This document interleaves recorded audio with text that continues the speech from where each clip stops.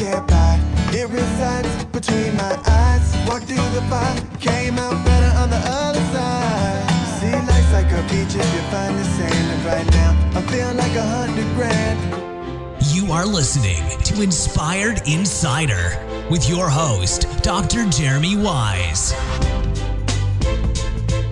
Dr. Jeremy Weiss here. I'm founder of InspiredInsider.com, where I talk with inspirational entrepreneurs and leaders like the founders of P90X, Baby Einstein, Atari, and many more, how they overcome big challenges in life and business. Today we have Jim Sheils. He's co-founder of Board Meetings International.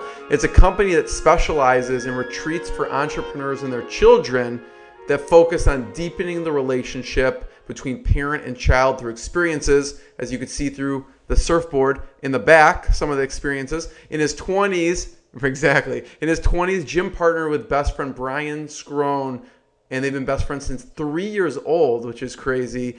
And they went on to create a multi-million-dollar real estate company that generates over $15 million per year. And he's the best-selling author of the book, Fire Sale. Jim, thanks for joining me. Thanks for I really love being here, Jeremy. Thanks for having me.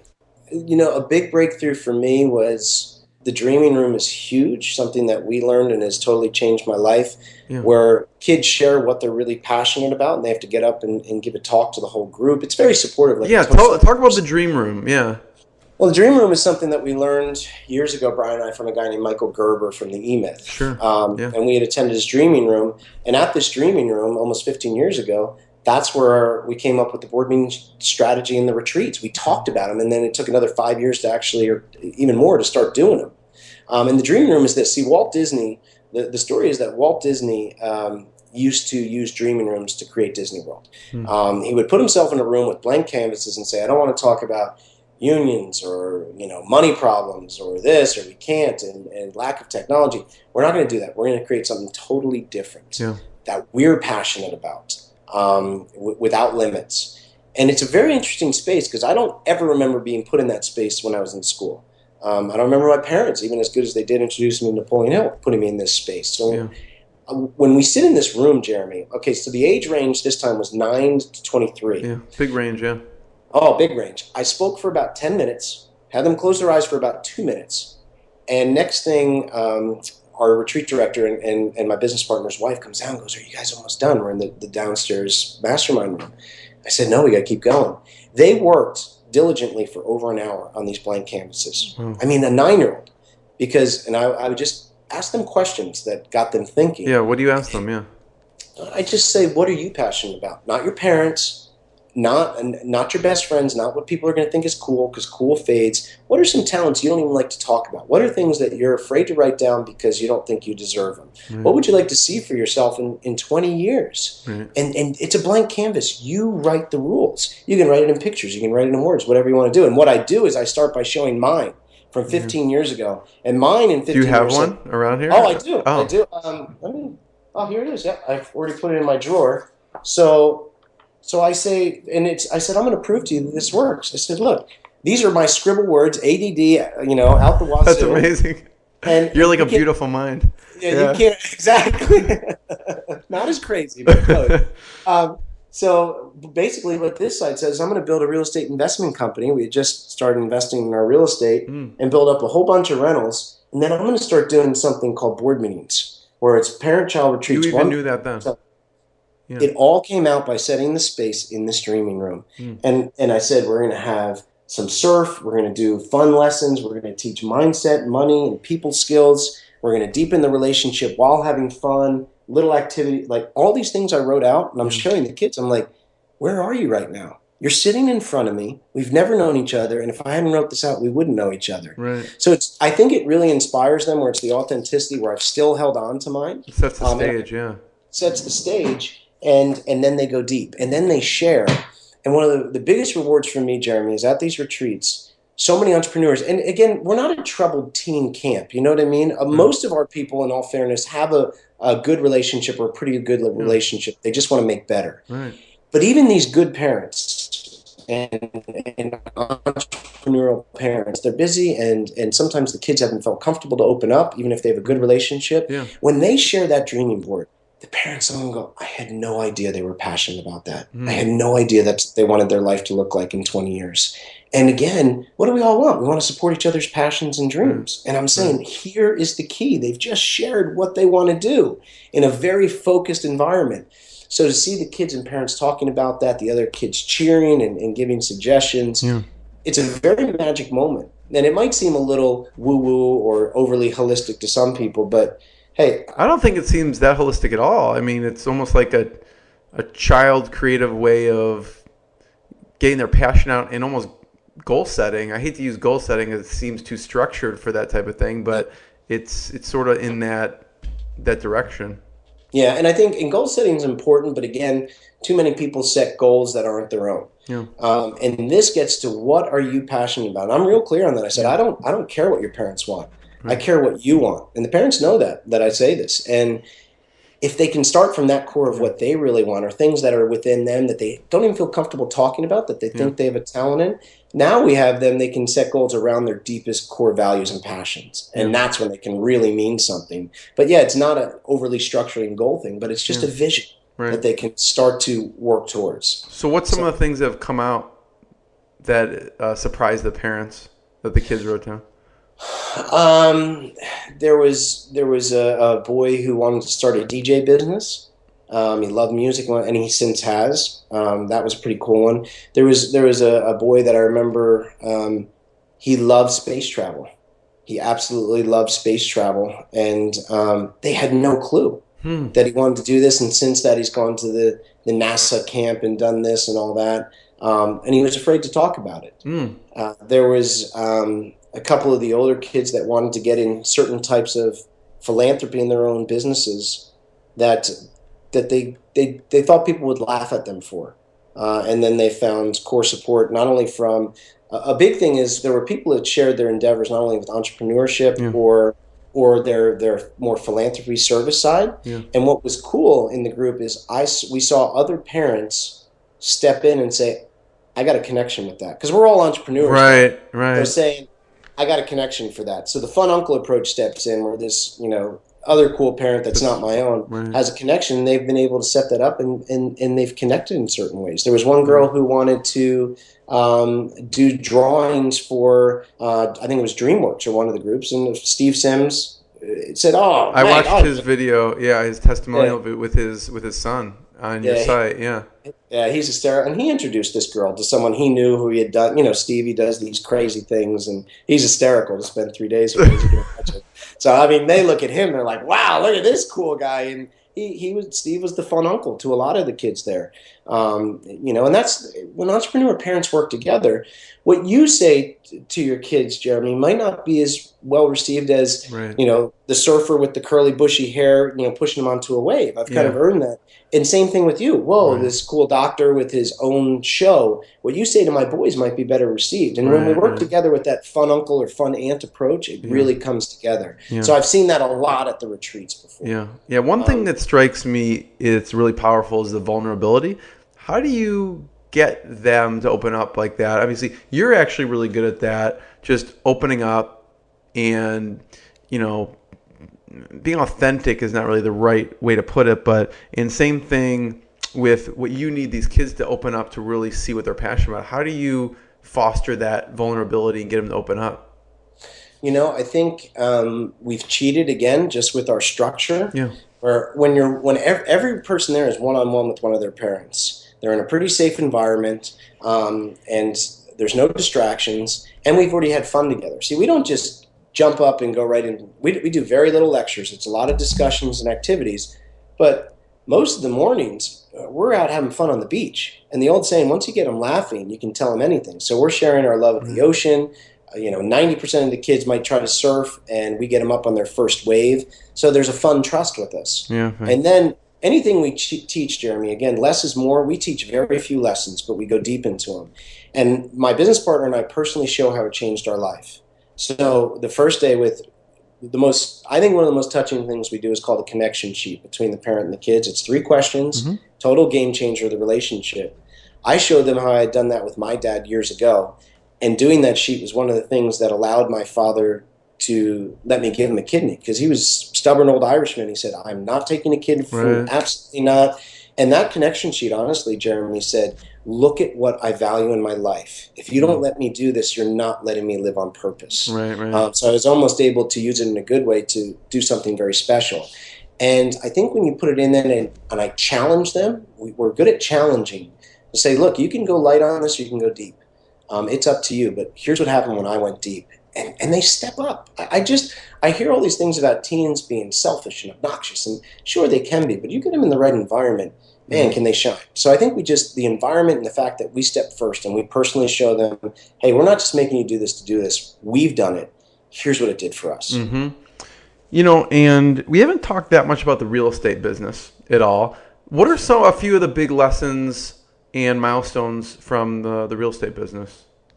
Okay, I laugh because I had a few people that I've been doing board meetings with, and they've been helping with marketing, and they called me like 6 months ago.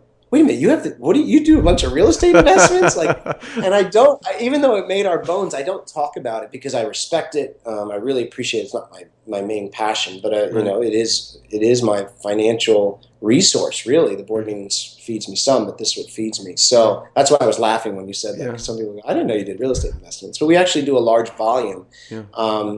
And it's a simple business model where I have one specialized skill besides our board meeting retreats, Jeremy. Mm-hmm. I can take a little house. No, I'm just imitate. Yeah. I have a passion. Shut up, McCarnan. Sorry. So Philip's going to kill me when he hears this interview.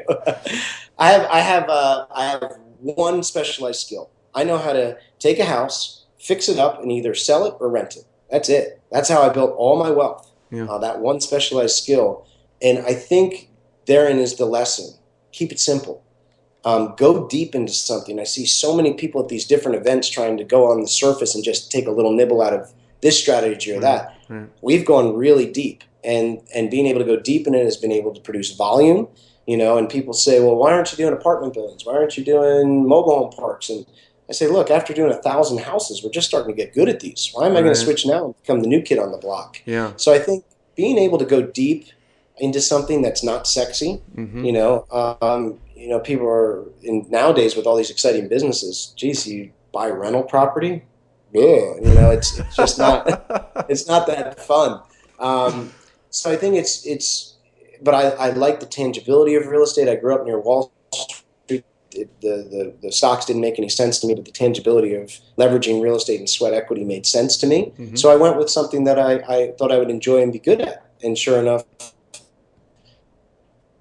we did, and we almost went bankrupt in 2008. I'm very open and honest about that because, look, values dropped 60%, rents dropped 40%. It's crazy. But what we did is, before we figured out what was next, it was awful. It was awful, and that's 7 years ago. The longer we get away from 2008, the happier I am business-wise. But we held our feet where a lot of people didn't. And I think that the thing that kept us aboard is that saying that a mentor of mine taught me: before you figure out what's next, figure out what's important. And when we were going through the turmoil of the end of 2007 and the beginning of 2008, those 6 months I can't tell you how hard they were. It no longer was about me and my business partner. We made a decision to say, we are going to protect our investors through this. That became our goal. Most of them were close family and friends. We said, we don't know how, but we're going to do that. If I had not changed it to evolve to that higher level, we would have gone bankrupt. Because to keep my own luxuries and that, it was just too painful. I could have rebuilt. So tying to something you had a higher purpose. Higher purpose. Yeah. And that really helped us. And not only did it help us, but that word spread about our integrity. And then a lot of other people who wanted to get in, because the market had dropped so quickly, came to us to say, we know you guys can be trusted. We know you're honest. We want you to help us find investment property. Can you do it? And so we were able to go through a lot of pain, but then also start to rebuild just by keeping our feet and doing the right thing. One big lesson, Jim, that sticks out for me when I read and listen to your story is the Mr. Bill Lawyer story. Yeah, that's a good one. That you didn't take that advice. Yeah. So everyone's going to have a Mr. And you were young there, so I want you just to talk about that, because what was going on what happened? What was going on in your mind that you didn't take that advice? Mr. Bill we went and, as you know, we saw an attorney in Santa Barbara, California. We had just started this real estate investment company in Bakersfield, California, about 2 hours inland. We'd already done 5 or 6 successful deals, made money. We said, okay, time to get corporate structure, and he was referred. We went in, and we started to explain to this very distinguished attorney. I mean, his desk was worth more than my car, easily. His suit was worth more than my car. You know, I'm in my little Quicksilver khakis thinking I was all dressed up, and I felt not dressed up. And as me and my business partner started to passionately explain what we were doing, he just held his hand up, started to laugh at us. And then he went into a very disciplined, documented argument, like an attorney will, of all the reasons our business was going to fail. And he ended it with saying, now, I don't want to disappoint you boys, but I think you'll be back to waiting tables in a couple weeks. Right. Now, I wasn't even a waiter at the time, but I guess I looked, had a waiter look to me. And I think what it was, Jeremy, is I had done my homework. I had been really studying hard into this. I listened to the simple numbers that we were taught. We had gone to some experts in it. And I was able to look at, first off, had he done any real estate deals? Had he done any real estate deals in Bakersfield, California? Was he the butcher telling me, how to bake bread? Right. Like I like to say, don't let a butcher tell you how to bake bread. Right. Ask the baker. And really, I think the thing that was our biggest strength is we've already done 6 deals and they've made money. Right. So what scares me about that story, Jeremy, it's a great story because we did overcome. We said we're not going to listen to, the butchers tell us how to bake bread anymore. Yeah. Was if I hadn't done those 5 or 6 deals before I went to see Mr. Bill, would I have kept going? Right. And I don't know. I don't know the answer, but you validated it. Yeah. We did. We validated it. So everyone is going to have a Mr. Bill. Yeah. We have to be very careful of opinions, especially expert opinions from a person who is not an expert in a certain area. Right. Tell them to pound sand, politely and move on. Go to the experts. Right. I love that story, and I love that because it's all about taking advice. Who you take advice from, how do you take advice? And it could be someone who really cares about you and loves you. It could be someone close to you who's giving you advice who's maybe not the expert and doesn't have experience with it. So I loved hearing that. Even from a young age, you guys just started, and the lesson learned there. Jim, I appreciate your time. This has been fantastic. I could keep you for another hour, but I'm not going to. But I have one last question, and before I ask it, just tell people where can they find out more, where we should be pointing people towards to check out. Yeah, I mean, again, I think our goal is to see at least 1 million entrepreneurs using the board meeting strategy. So I think it can change them. So if they want to learn more about us and get a free copy of the book, The Family Board Meeting, just go to www.qualitytimerevolution.com. You'll be able to watch that talk I did at Joe Polish's annual event, get a free copy of the book, and even stay up to date on some of the stuff we talk about. If you're more interested in the retreats because you're saying, this sounds phenomenal, we've never heard anything like this, I love mastermind groups, I want to get my kids involved, you can go right to www.boardmeetings.com and you can learn about the retreats. We'd love to have you. It's my most passionate work. I love doing it, and I think it makes the biggest difference. It's where I feel the most on purpose, so we'd love to have you join us. Yeah, and I suggest people check out the blog posts because they're really well done. So Jim, my last question is, you've had a lot of success in business and life, and what's been one of the proudest moments for you? You talked about him, Jeremy. I mean, donating a kidney to my dad, no one can ever take that from me. That was a tough decision. I could have walked away and had every excuse not to do it, but I did it. Adopting my boys, pinnacle. I mean, most people are like, oh, that's the guy who cries on stage, because I get so emotional. So that, and then not the business success itself, but the fact that in end of 2007, 2008, we stood against the fire, we did what was right, and we came out better than we did before. Those, between personal and business, those are the 3 that I've really valued the most in my marriage. I love my wife to pieces. But those would be it. And we didn't even get advice from your wife. Everyone else. So yeah, tell me, because she's, we know she runs the show, right? So absolutely. So what is the big lessons, or what do you learn from her? My wife is an extremely passionate, loving, alternative education type. Again, she's trained in Montessori and Waldorf. And she's been the one who's really helped me figure out home environments. She's taught me and brought up teachings to that where one of the worst things we can do is overschedule our children. She says it's what it does is terrible. We're scheduling them more than the average CEO. Yeah. That's not okay. True. Yeah. And it's okay for children to feel bored once in a while, because if they're bored, that's where creativity can start to come out of it. So just the family rhythms, the compassion that she's taught me, the things she's overcome in her life have been an example. So she is probably the most dedicated family person and teacher I've ever seen. And it's pretty cool with our board meetings and the things she continues to do with consulting families of how to simplify home life, to watch her shine in that. So, and I just learned so much from just watching her. Yeah, because she has a big role in the board meetings too. What are some things that she does? She's, besides my business partner, she's my main brainstorming strategy. Yeah. And I always say, like, what she's taught me through Waldorf and Montessori education and simplicity parenting, which she's involved with, she helps structure a lot of the things.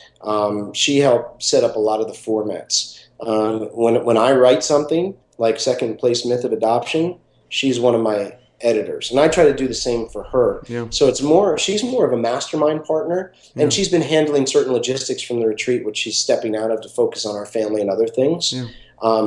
But she truly is. She brings an angle of traditional education, formal education to it, and kind of turns it on its side the way she knows that I'd want to, and helps me see things that I wouldn't understand, which is so important. So I'm sure, I don't know if you're the best of both worlds. Yeah. Yeah, exactly. Yeah. Jim, this has been hugely valuable. I really appreciate the time, and everyone should check out boardmeetings.com. Yeah, I appreciate it, Jeremy. It was a pleasure talking with you today. Always. Thanks. Take care. What I got, you can't buy. It resides between my eyes. Walked through the fire, came out better on the other side. See, life's like a beach if you find the sand. And right now, I feel like $100 grand.